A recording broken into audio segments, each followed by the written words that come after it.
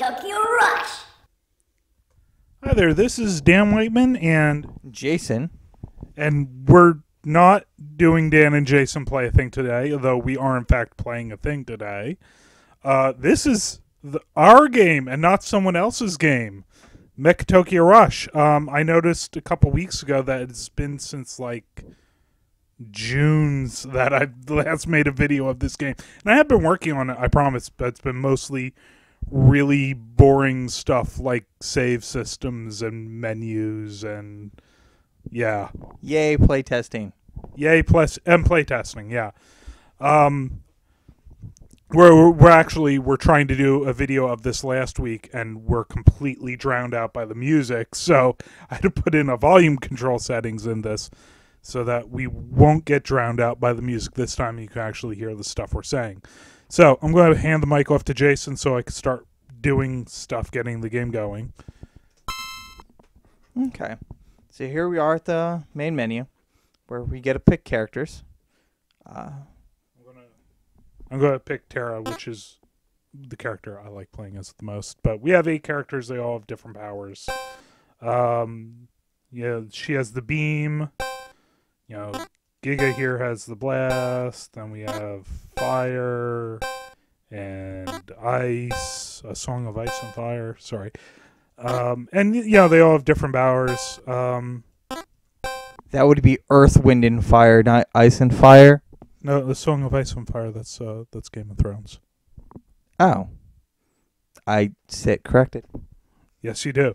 And I haven't done much work on it yet, but you'll be able to pick the equipment. We just have default equipment in here right now. Like one of like the most requested features when I first started playing this was a double jump. And I was very resistant to adding a double jump into the game. Right now, I'm not able to select it from this menu because it's not on this menu, but right now we're using a slow fall, which I actually like a lot more. But you'll be able to buy all sorts of different things, like we've talked about slow fall, double jump, like a thrust up, a Princess Peach style floating thing. There'll be alternate weapons for all the characters, different armor you can get. The game is going to launch with this one level, Old City District, but after the game comes out, we're going to add more levels. Everything you've seen so far in the game has been the Old City District because I want to get that solid before I make anything else. Again, Jason has nothing to say, so I'm going to keep talking into the microphone and start playing. See, if you say everything, there's nothing left to be said. Yeah. Long-term goals are things like character-specific levels where, you know, in these levels we like to play it nice and, you know, let you win. Character-specific one, we won't do that. I was going to say, Jason designed a really cool difficulty control system that allows us to have the game slowly get harder the longer you play. You want to talk about that? Sure thing. I'm a bit of an analyst. Whatever I do, I like to figure out why I do it.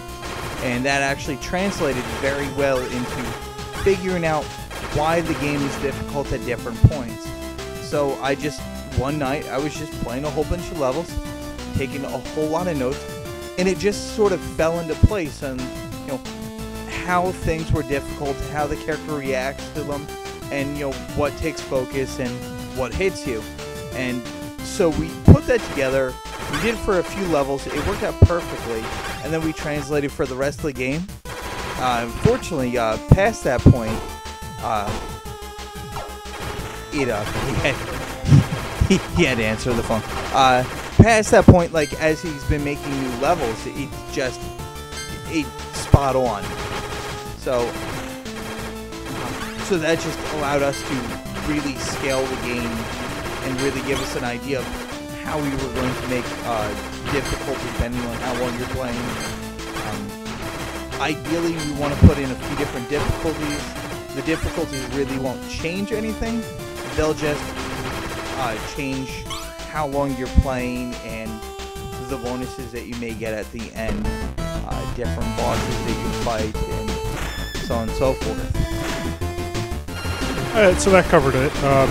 Another thing, the thing I'm focusing on words. The thing I'm focusing on right now is adding as many bosses to the game as possible. We have 5 bosses right now. I'm playing one of the easier bosses, the Tanuki. I didn't say easier while I get it by the leaf. The game's going to launch with, I think we were saying 10 bosses? Yeah, ideally we want 10 bosses. And then we're just going to have like at least 10 bosses per every level as the new levels come out. And probably a lot of bosses. My long-term goal is to have at least 100 bosses in the game. Which would be interesting. He kind of wants just a boss after boss fight, which will bend you over. Yeah, my long-term goal, for those of you who know anything about Japanese folklore, is I want the final level of the game to be the night parade of 100 bosses. Yay.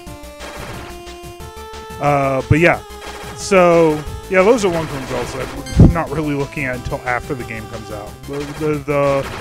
What the game's going to launch with, hopefully early next year. I was telling people late this year, that's not going to happen. Is this one level being as solid as possible, and then we'll keep adding more content as it comes out, as people put money into microtransactions. Have we talked about the microtransactions at all yet this week? We have not. Alright, so as you can see, I've been picking up coins. Those coins will be for unlocking the 8 characters and all the different equipment and stuff. But you'll be able to buy coins to unlock more stuff quicker. Also, I haven't died yet. You use the coins to pay for your continues. So, like, it'll start out costing like 15 coins, and your next continue will be like 30 coins. Next continue, 60 coins, and yeah, on the harder difficulties, you might need to buy some continues to get all the way through. Like old arcade games, we're basically where the inspiration's coming from. People seem to don't have a problem buying continues. Yeah. It's one of those things where you can play to catch up a bit, or pay to catch up a bit, or pay to get a little bit of an advantage. But if you're just playing the game for the fun, then it is a very fun game. Then you'll never actually need to make a purchase.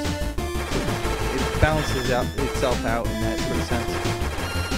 Yeah, the idea is we don't want to screw you with the microtransactions. We want to make money. We want the game to be profitable, but we want it to also be entirely possible to get through the whole game without paying a penny. Which is a nice thing for a game.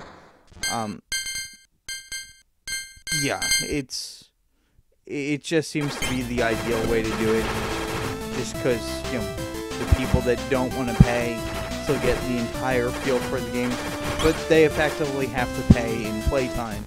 Whereas the people that can pay can get a much faster boost in the game. Well, they're the ones that tend to jump off to a different game quicker. Yeah. So, yeah, I think that's about all I had to say about it. One thing I don't think we added is when we started making the game, these were months. How long? It's been over a year at this point. Well, a couple months over a year. So I mean, it's nothing like what we thought it would be when we first had conversations and where we want this to go. But the core thing from the very beginning was, let's make a fun game. We didn't know how we were going to get money from it. We didn't know what we were going to add to it. We just wanted a fun game. Yeah, I mean that's always been the goal from day one. It's got to be a fun game. This is a game like you'll just be able to pick up your phone and play on the ride to work, or just whenever you got spare time, you play, grind some coins, maybe take out a couple bosses, just because it's fun, and that's what we want it to be more than anything else. Which I'm not sure. Exactly.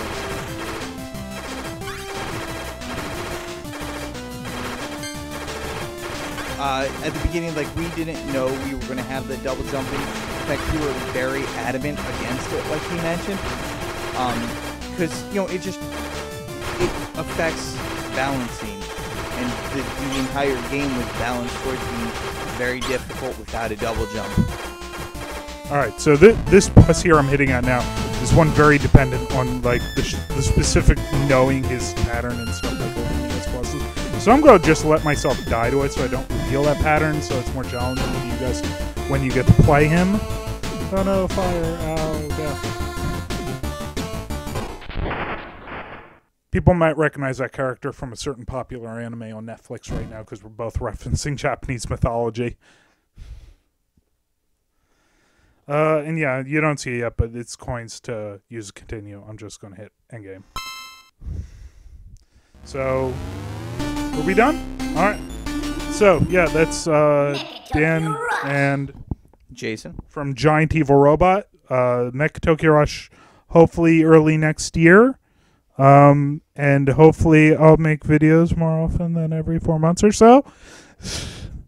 Yeah, I'm actually in the middle of working on a new boss fight right now, and I'm hoping to get my other with 5, so I have to do 5 more bosses, which I'm just gunning right now. I already have solid ideas for 3 of them. Well, I think we have a fair idea of all the last 5. I mean, 2 of them are really planned out, and then the rest are wishy-washy at best. Yeah, wishy-washy. So I think we're done. I hope you're looking forward to Mecha-Tokyo Rush. Play my old games, Fat Beats, and the Wonderful Adventure of a Dysfunctional Introvert. Like my Facebook page, Giant Evil Robot on Facebook, whatever it's called. Anyway, I'll talk to you guys later. Bye.